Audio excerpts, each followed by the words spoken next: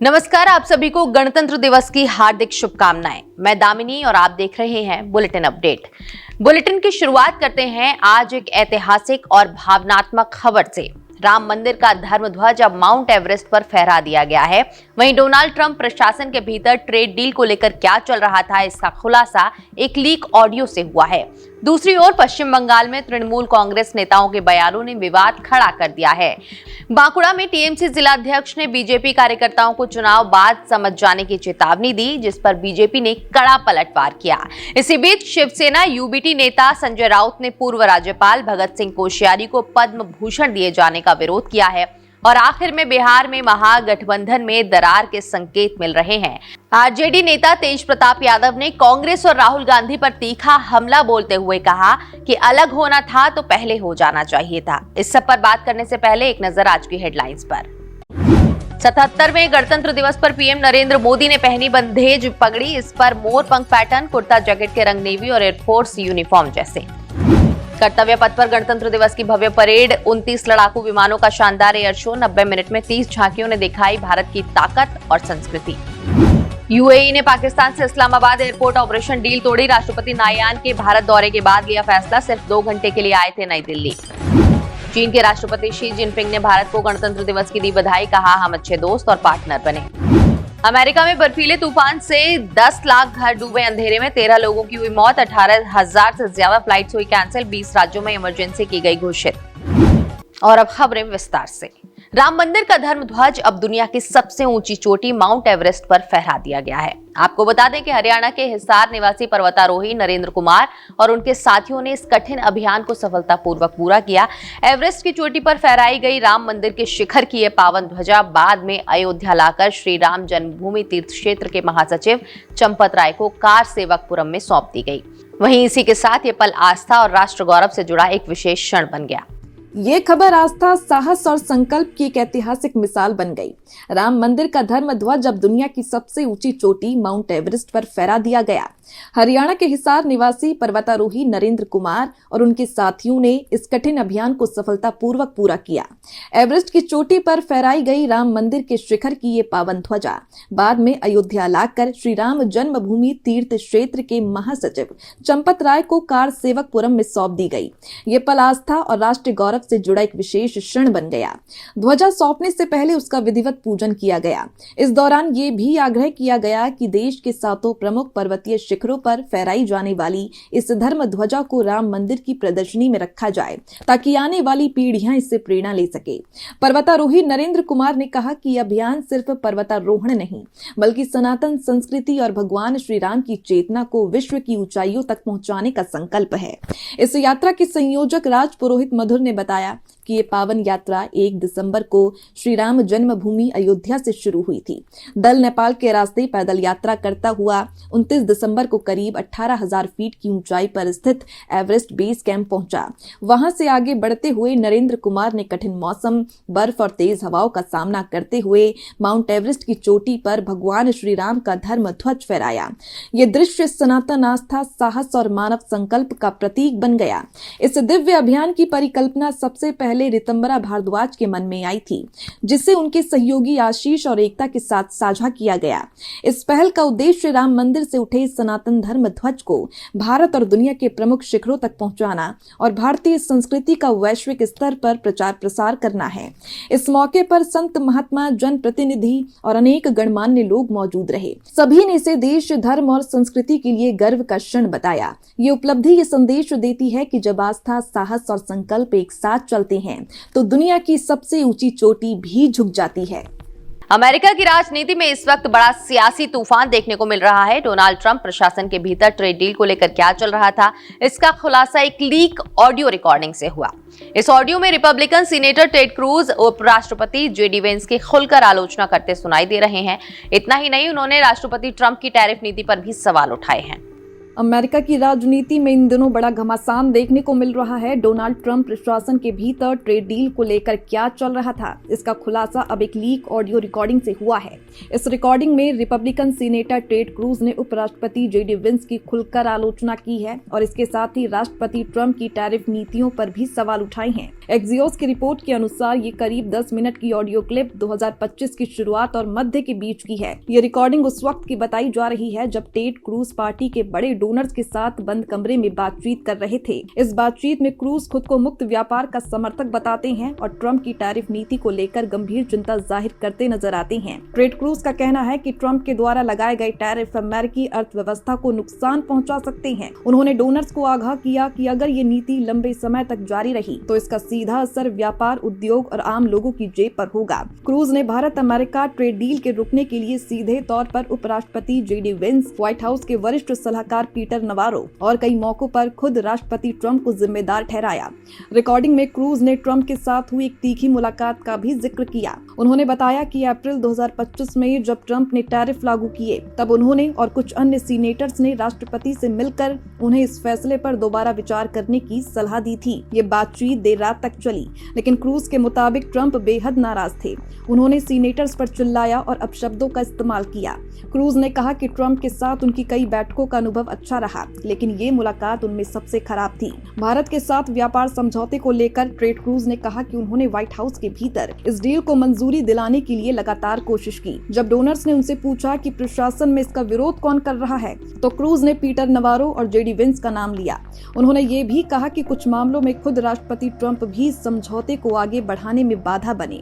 JD Vance को लेकर cruise की टिप्पणी सबसे ज्यादा चर्चा में है। लीक ऑडियो में उन्होंने वेंस को कंजर्वेटिव पॉडकास्टर टकर कार्लसन का चेला बताया। क्रूज का आरोप है कि टकर कार्लसन यहूदी विरोधी सोच और इजराइल विरोधी विदेश नीति को बढ़ावा देते हैं और जेडी वेंस उसी विचारधारा से प्रभावित हैं। उन्होंने साफ कहा कि टकर ने जेडी को बनाया है और दोनों की सोच लगभग एक जैसी है। ये लीक ऑडियो अमेरिका की रिपब्लिकन पार्टी के भीतर चल रही अंदरूनी खींचतान को उजागर करता है। ट्रेड डील, टैरिफ नीति और भारत के साथ रिश्तों को लेकर ट्रंप प्रशासन में गहरे मतभेद अब सार्वजनिक हो गए हैं, जो आने वाले वक्त में अमेरिकी राजनीति में और हलचल पैदा कर सकते हैं। पश्चिम बंगाल में 2026 के विधानसभा चुनाव से पहले सियासी माहौल तेजी से गर्माता जा रहा है। चुनावी तैयारियों के साथ अब धमकियों की भाषा भी सामने आने लगी है। तृणमूल कांग्रेस के 2 बड़े जिलों बांकुड़ा और बिष्णुपुर में नेताओं के बयानों ने विवाद खड़ा कर दिया है। पश्चिम बंगाल में 2026 के विधानसभा चुनाव से पहले राजनीति गर्मा गई है और इसके साथ ही धमकियों की भाषा भी सामने आने लगी है। तृणमूल कांग्रेस के 2 बड़े जिलों बांकुड़ा और बिष्णुपुर में पार्टी नेताओं के बयानों ने सियासी माहौल को और गर्मा दिया है। बांकुड़ा के तलडांगरा में हुई तृणमूल कांग्रेस की एक बैठक में जिला अध्यक्ष तारा शंकर रॉय ने बीजेपी कार्यकर्ताओं को खुली चेतावनी दी। उन्होंने मंच से कहा कि जो लोग बीजेपी को भड़का रहे हैं वो चुनाव के बाद समझ जाएंगे। अगर आप बीजेपी का नाम नहीं लेंगे तो वो समझ जाएंगे। इस बयान को बीजेपी कार्यकर्ताओं के लिए सीधी धमकी के तौर पर देखा जा रहा है। वहीं बिष्णुपुर जिले के अध्यक्ष सुब्रत दत्ता ने कोतुलपुर में पार्टी कार्यकर्ताओं को संबोधित करते हुए और कड़ा बयान दिया। उन्होंने कहा कि बीजेपी को कोतुलपुर में बढ़ने नहीं दिया जा सकता। 2026 के चुनाव में उन्हें हारना होगा और इलाके से बाहर निकालना होगा। उन्होंने ये भी कहा कि बंगाल के लोग बीजेपी को वोट नहीं देंगे और भविष्य में बीजेपी को वोट देने वालों का क्या होगा ये देखा जाएगा। इन बयानों पर बीजेपी ने तुरंत पलटवार किया। बांकुड़ा से बीजेपी विधायक नीलाद्री शेखर दाना ने कहा कि तृणमूल कांग्रेस डरी हुई है। उन्होंने बयान देते हुए कहा कि अगर बीजेपी पूरी ताकत से राजनीति में उतरी तो टीएमसी का अस्तित्व खतरे में पड़ जाएगा। असल में बांकुड़ा जिला तृणमूल कांग्रेस के लिए बेहद अहम है। 2021 के विधानसभा चुनाव में टीएमसी यहां 12 में से 8 सीटें हार चुकी है। लोकसभा चुनाव में भी बीजेपी ने जिले में बढ़त बनाई थी। यही वजह है कि 2026 के चुनाव से पहले टीएमसी यहां अपनी खोई हुई जमीन वापस पाने के लिए आक्रामक रुख अपना रही है।